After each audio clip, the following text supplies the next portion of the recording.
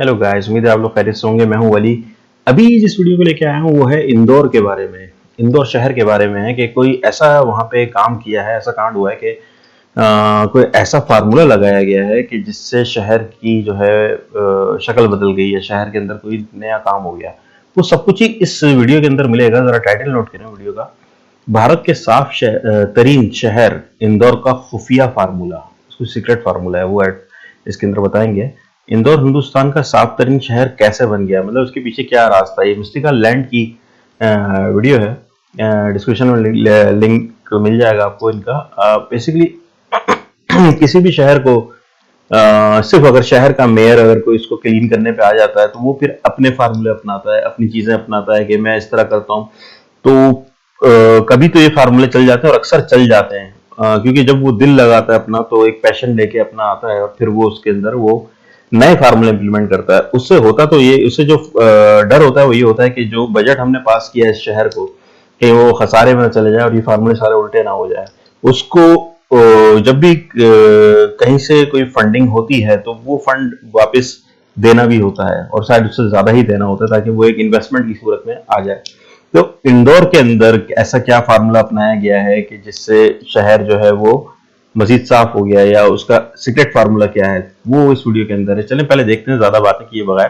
दोस्तों, एक शहर है नाम इंदौर, और फिर इस पर रिएक्ट करते हैं। 6 साल से भारत का सबसे साफ शहर होने का खिताब मिलते ही जा रहा है। 6 साल से है ना, नंबर 1 हमारे चक्कर में आया है। और लोग हर बार के अनाउंसमेंट के बाद हैरान रहते हैं कि इंदौर जैसे एक साधारण शहर में आखिर ऐसा कारनामा कर कौन रहा है।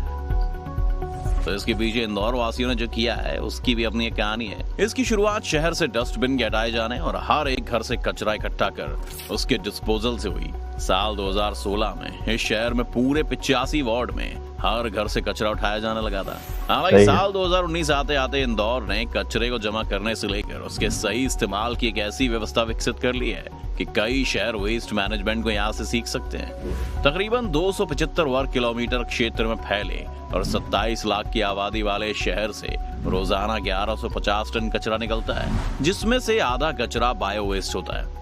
हर तरह के कचरे को दोबारा प्रयोग में लाने के लिए शहर में बीते कुछ सालों में कई सफल प्रयोग हुए हैं। और वो कौन कौन सी पहल है, आइए जानते हैं। रैंकिंग में पहली पायदान पर पहुंचे इंदौर को साफ रखने के लिए गाने बजाते हुए गाड़ियों, सड़कों और गली मोहल्लों में लगातार फेरे लगाती रहती हैं। इन धीमी चाल से चलती इन गाड़ियों पर लगे लाउड स्पीकर्स में कैलाश खेर का गाया स्वच्छ भारत का इरादा कर लिया हमने, और शान की आवाज में हल्ला हो हल्ला, इंदौर को स्वच्छ बनाना है, अब हमने ये ठाना है, बचता रहता है। ये गाड़ियां दिन भर में इतने फेरे लगाती हैं कि बच्चों से लेकर बड़ों तक को दोनों सफाई वाले गानों के बोल रट गए हैं। एक तरह से जैसी आवाज वहां के लोगों के कानों में जाती है, उनका ब्रेन तुरंत आसपास के कचरे को उनके हवाले करने लग जाता है। क्योंकि अगर बात सफाई की हो तो सबसे पहले सफाई तो कचरा हटाने से होती है। इसलिए आपको बताएं कि इस वक्त इंदौर शहर के हर घर से कचरे को जमा किया जाता है। और अगर इसमें हर घर कहा जा रहा है तो कोई सरकारी कागज का लिखा आंकड़ा नहीं, बल्कि रियलिटी है।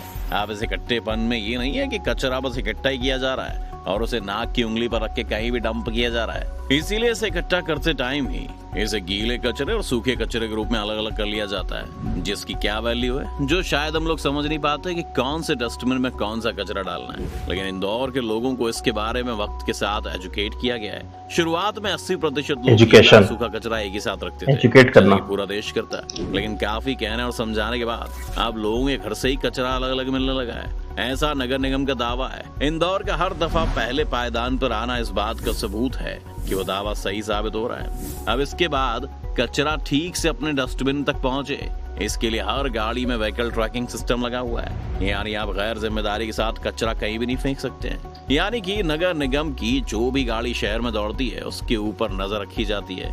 इस शहर में 8000 से ज्यादा सफाई मित्र भी हैं जो कचरा इकट्ठा करने के साथ सड़कों की सफाई भी करते हैं। क्योंकि दोस्तों, जब भी आप किसी शहर के बारे में सफाई से रिलेटेड कोई राय बनाते हो तो ये शहर साफ था या गंदा, आप उसकी सड़कों को ही देखते हो। अगर आप कभी इंदौर जाते हैं तो आपको इंदौर में आमतौर पर सड़कें साफ और चमकती हुई दिखाई देंगी।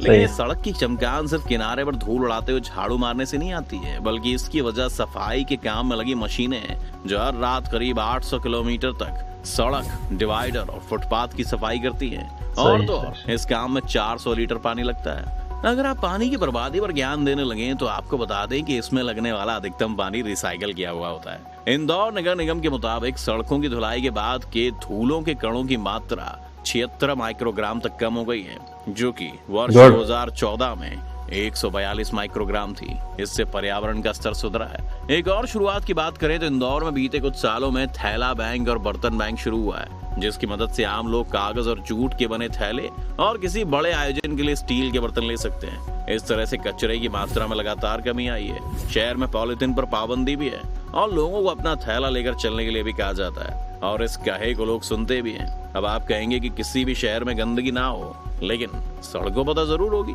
पर आपको ये बात हैरान करती है कि इंदौर ने सब्जी मंडी के बचने वाले कचरे से बायो सीएनजी गैस बनाने की प्रक्रिया शुरू की है।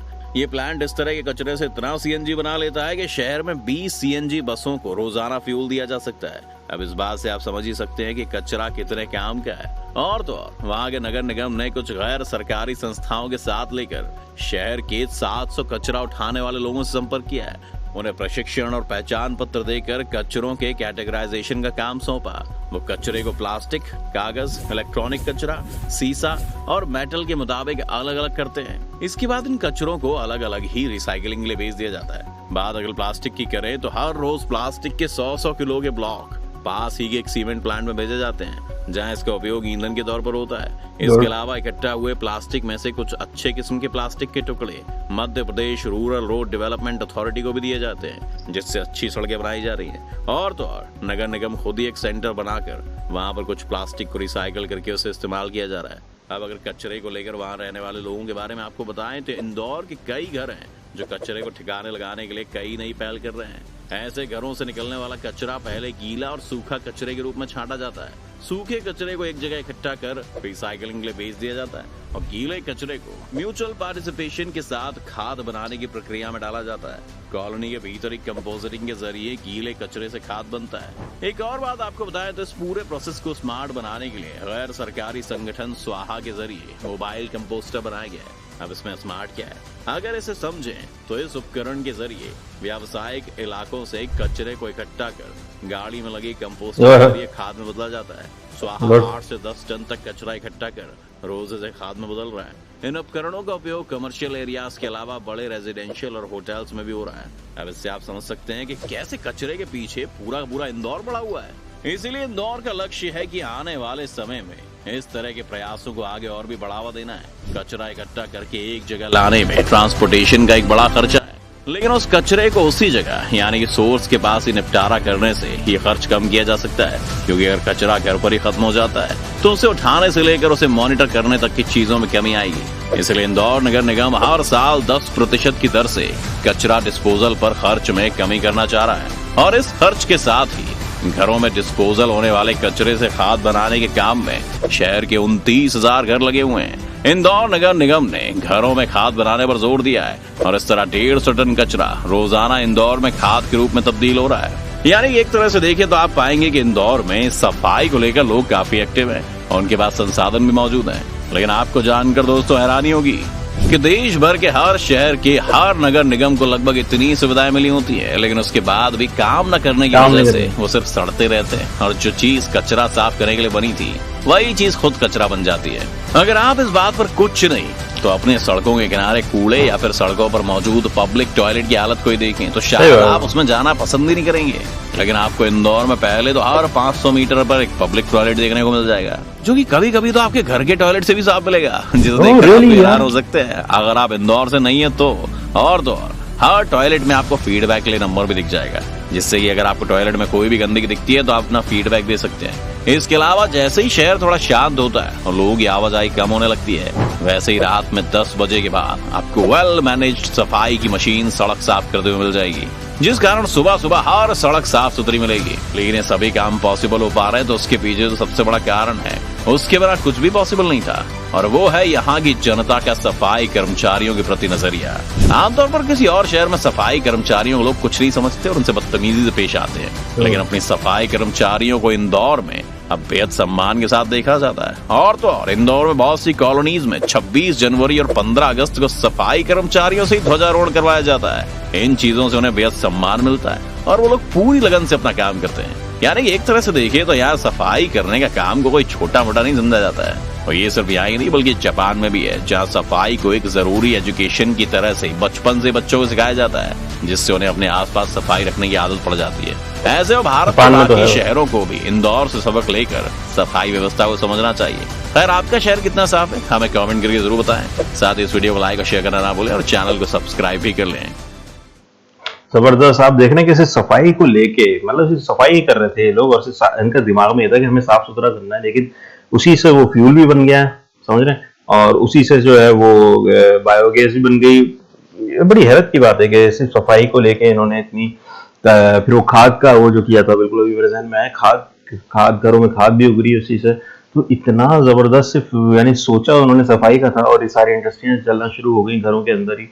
तो मतलब मैं पहले जब ये शुरू हुई थी वीडियो में सोचा था यार ये जो जा रहा है ना ट्रक, इसका जो फ्यूल है वो कौन देगा, मतलब वही इसमें इतनी कॉस्ट बैटरी होगी। तो ये शुरू में जब इन्होंने शुरू किया होगा तो उस वक्त इनके जहन में ये नहीं होगा कि यार ऐसा ना हो कि बट्टा ही बैठ जाए, यानी जो रेवेन्यू हमें मिल रहा है, जो भी मेयर है वहाँ का, तो वो किस तरह से करेगा। आदमी अक्सर ये होता है कि आदमी फिर नई चीज नहीं करता, क्योंकि आपने देखा होगा इनमें दो कुछ शहरों की एग्जाम्पल भी दी उन्होंने, कहा कि अक्सर शहरों में ऐसा होता है कि सफाई नहीं होती बल्कि जो चीजें होती हैं वो और गंदी हो जाती है। इसकी वजह ये है कि लोग नई चीज इंप्लीमेंट नहीं कर रहे होते, क्योंकि इसमें नाम भी खराब होता है और पैसा भी जाया होता है। क्यों ना फिर हम पैसा ही जाया ना करें, कुछ भी ना करें, घर में बैठ जाएं और सिर्फ अपनी पार्टी को ही वो करते रहें कि हाँ भी सही है ठीक है करके। तो ये सारी चीजें बस ये इनिशिएटिव लेने का है आपका जो भी मेयर है इंदौर वालों का, उनको चाहिए कि भाई उनको बहुत सल्यूट करें इसके ऊपर कि उन्होंने ऐसा कदम उठाया और अब ऐसे इस तरह जा रहे हैं। कदम देखें आप, एक कदम उठाया छोटा सा सफाई का लेके और रास्ते बनते चले गए, और अब इंदौर का ये हाल है। बल्कि और टॉयलेट का जो सिस्टम उन्होंने खासतौर पर बताया कि वहाँ पे जो है वो बस फीडबैक भी दे सकते हैं आप टॉयलेट के अंदर, और इतने सारे टॉयलेट हैं उसमें भी फीडबैक सिस्टम चल रहा है। तो मतलब कि वो समझ गए कि सफाई से कितना फायदा है इनके स्टेट को या इनके सिटी को, इंदौर को, कि सिर्फ सफाई की बदौलत ही इनको इतना फायदा पहुंच रहा है कि वो उसी पे कंसंट्रेट किए चले जा रहे हैं। बहुत बड़ी बात है यार, बहुत बड़ी बात है ऐसा कदम उठाना। खैर गाइस, जबरदस्त था। मिलते हैं नेक्स्ट वीडियो में, अपना ख्याल रखिएगा, लाइक और सब्सक्राइब जरूर कर दिएगा।